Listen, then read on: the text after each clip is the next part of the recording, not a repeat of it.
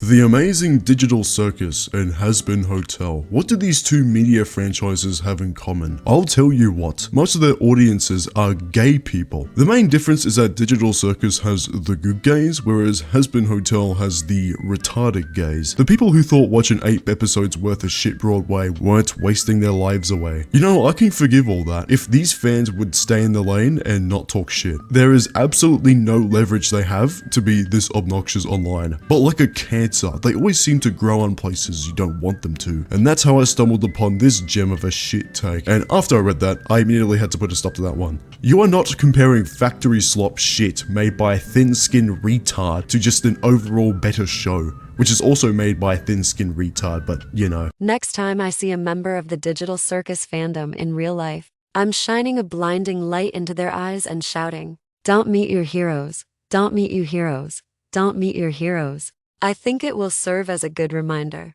to never meet your heroes in real life. Alright, calm down, mate. I love as well that Gooseworks' solution to telling a fan to fuck off is to randomly assault them. You know, normal trans hours. I'm gonna make this easy. I'm gonna go by what I like and then what I hate. Despite being owned by Glitch, a company I fucking hate, I actually really do like The Amazing Digital Circus. It is a good show. It's plagued by the curse of being a one-off season, but if the story is generally good, I personally don't really give a shit. There are around 4 different rules I would consider for a good story base, because I made them up, me, Hayrified. Those rules being, is the premise interesting? Do I care about the characters? Does the story move forward? Is the universe consistent? Trust me, you have these rules followed, your show is going to be like relatively good. And even though Amazing Digital Circus has its own problems, I actually quite like it. The first point being its characters. Everyone is different and not the same. This might sound weird now, but when we get there, you'll know what I'm saying. There are 7 main characters. All of them I like and who I don't want dead. Even the ones I don't really care about I like. We got Pomni, we got Jax, Ragatha, Kinga, Gangle, Zubul, and Kane. All of them have something unique about themselves shown in different episodes. For example, Pomni learning about how to operate in the circus, Ragatha being scared of failing her peers, Jax unraveling all his personal grief, learning about Kinga and losing his wife, Kane losing his sanity, Gangle and Zubul doing fuck all. It works well because we're learning a lot about these characters and getting a general sense of the world. What gives a boost to the story a lot more is the antagonist being proactive. Nothing is worse than a story that goes nowhere and doesn't have its characters do anything. You come to like Kane, not just because he's funny or he acts goofy, but because of how he moves the story forward. Even if it doesn't lead closer to escaping the circus, it still accomplishes the goal of doing something. The worst thing you can do is write yourself into a circle. Some would say it's worse to write yourself in a corner, but if you weren't out that corner in the first place, then you just did it wrong. There was nothing moving in the fucking first place. It's easy to follow along with the characters because all the episodes are in some way specific to a certain person that isn't fucking lame as shit. It also makes sense because we aren't giving characters who aren't as interesting as our 2 leads more screen time than really needed. Like what, you wanted a whole episode as to how Ragatha feels about her abusive mother for 30 minutes? like be fucking real, cunt. No one would give a shit. As if that is not good enough. Episode 7 rolls around. There's a chance to escape this hellhole. They all have an end goal when the chance to take it is in their grasp. More shit is happening. Holy shit. But Kane was lying and now everyone fucking hates him. Fast forward to episode 8, and if you haven't seen it already, it's pretty much this. Pomni, there you are. You ready for another amazing adventure?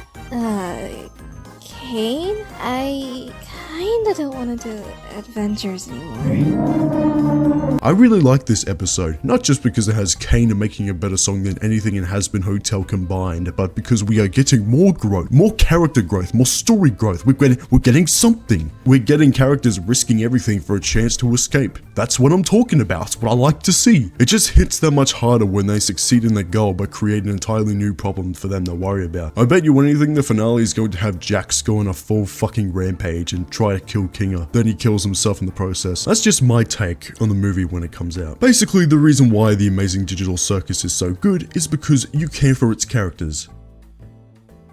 This on the other hand, I remember a tweet from this random saying that you can't hate on Hazbin Hotel if you're a Digital Circus fan because both creators respect their works. I like to think Gooseworks was bullshitting that statement massively. I can name like 5 valid points as to why this show is inferior, but I'll go easy on them and stick with character writing. Every single main character in this show is shit and barely saw a writer's room, let's be real. There's no substance, there's no real reason to care about them on a personal level, it's just window dressing so we can pump out 2 musical numbers that fuck all people like. like? I'll tell you what, name me like one song that was good, if not better, than Running the Show. And at least 2 of those answers would be Brighter and Purpley. Maybe even Some Love in a Bottle. I mean, they're alright, but come on.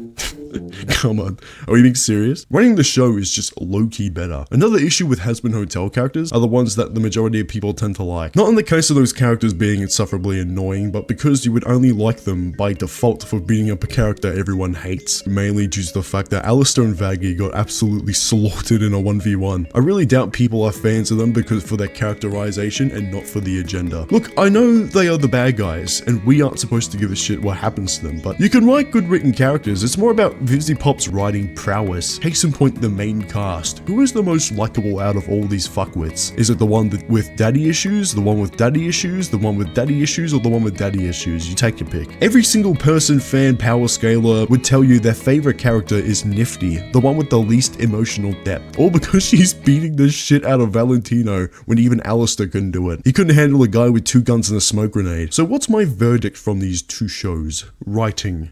Get good writers. Hyper moments and aura can only save you in the short term. It's just fucking retarded. What you need is really good writers, because if you don't have good writers, then you're just gonna go downhill. It's all down the mountain. You're gonna fucking fall head first onto a rock, and then you're going to die.